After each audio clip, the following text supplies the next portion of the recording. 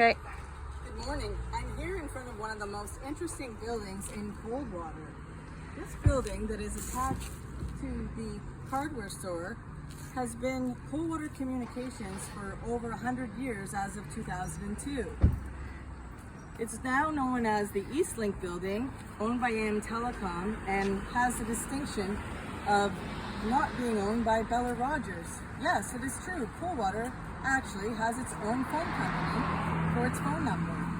It's a beautiful building that over the years was also the Coldwater IGA, was a lands and forest office, and then it became a telephone office. So very beautiful building, and in Coldwater you see a lot of this red brick, and Coldwater had its own brick making in town. So you'll see a lot of this beautiful red brick in the buildings of Coldwater. So we'll see you tomorrow when we do the home hardware next door.